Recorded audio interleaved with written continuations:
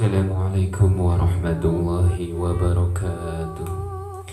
Alhamdulillah wassalatu wassalamu ala rasulillah wa ala alihi wa sahbihi wa mawalah. Wa la hawla wa la quwata illa billah, amma ba'du. Bismillahirrahmanirrahim. Kepada teman-temanku semua, dalam kesempatan ini saya ingin mengijazahkan suatu amalan, di mana amalan ini bukan amalan biasa. Kalau tanpa ijazah membaca amalan ini maka akan menjadi linglung, stres dan gila, karena amalan ini berkaitan dengan pembukaan mata batin. Dalam kesempatan ini kepada teman-teman saya ingin mengijazahkan gratis tanpa mahar. Tapi kalau syarat utama kalau ingin mengijazah, menerima ijazahan dari saya ini, berkomentar Qabil tu di channel saya ini. Baik teman-teman, untuk amalan ini merupakan suatu azian yang dimana bisa membuka indera keenam. Setiap orang sebenarnya bisa untuk dibukakan mata batinnya.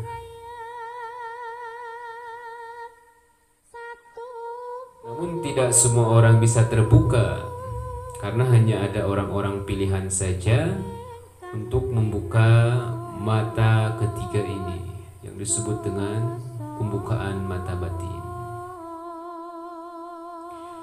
Ya, kembali lagi, sebenarnya setiap orang bisa membuka dan membangkitkan kekuatan gaib dari indera keenamnya, asalkan tahu caranya. Untuk dapat dan membangkitkan indera keenam yang disebut dengan mata ketiga, yaitu langkah-langkah pertama mengamalkan ajian ini, ajian pembuka mata ketiga, ajian ajna cakra, itu kalau dalam bahasa padepokannya. Saya bacakan dulu ajiannya, pembuka mata batin. Bismillahirrahmanirrahim. Gedonge sukma pasebani sukma nur sukma mulia talirosoku tunggal nguling-ngulingka pangeran. Nah, itu ajiannya, pendek, singkat, padat. Cuman segitu aja ajiannya. Bagaimana cara mengaplikasikannya ketika kita ingin membuka mata batin? Caranya yang pertama, Anda membeli bunga 7 rupa. Setelah membeli bunga 7 rupa, lalu bunga 7 rupa tersebut dimasukkan ke dalam satu ember air. Lalu air tersebut dimandikan oleh kita dengan niat mandinya. Nah, ini ada niat lagi mandinya, gak sembarangan niat. Nah, niatnya seperti ini. Bismillahirrahmanirrahim. Bisa ditulis ya. Bismillahirrahmanirrahim. Niat ingsun adus jinabat banyu kodratullah ngedosi sedulurku papat kalima pancer nenen nyawa pitu sukma sah badan kari sampurna. Setelah membaca itu, dalam hati niat mandi, membersihkan badan dengan niat mandi jinabat. Lalu air yang sudah ada bunga 7 rupanya dimandikan. Dalam melakukan mandi, waktunya ketika sebelum maghrib jam 5:30. Setelah beres mandi, lalu kita menyiapkan satu kamar yang tidak boleh dimasuki oleh orang lain. Ya. Kenapa? Karena kita akan duduk bersemedi ataupun membaca ajian di kamar dalam jangka waktu 24 jam tidak boleh tidur. Jadi Anda masuk kamar lalu kunci itu kamarnya, jangan sampai ada orang tahu. Nah, begini cara membaca ajiannya.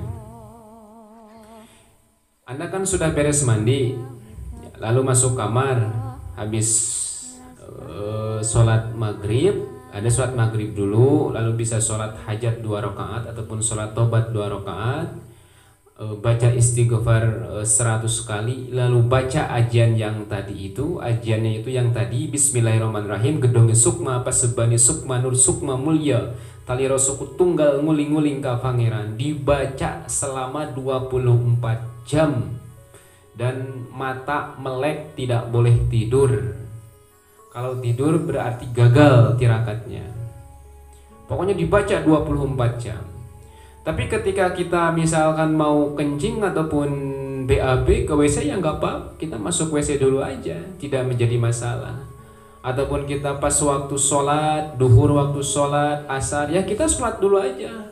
Setelah itu langsung kita membaca ajian yang tadi itu, ajian pembuka mata batinnya. Nah, dan tidak boleh makan ataupun minum selama 24 jam. Jadi 24 jam itu kita nggak boleh tidur. Kalau tidur gagal, nggak boleh makan, nggak boleh minum. Terus membaca ajian ini selama 24 jam.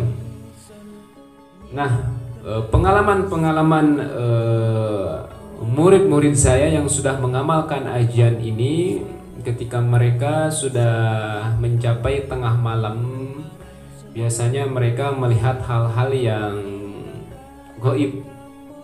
Jadi nanti ada goib-goib yang berdatangan ke kamar kita, ya karena kan niat kita ingin membuka mata batin, maka kita nanti akan diuji dulu seberapa beraninya ketika kita melihat hal-hal yang goib yang tidak biasa kita lihat. Kalau Anda masih penakut, jangan pernah mau melakukan tirakat ini.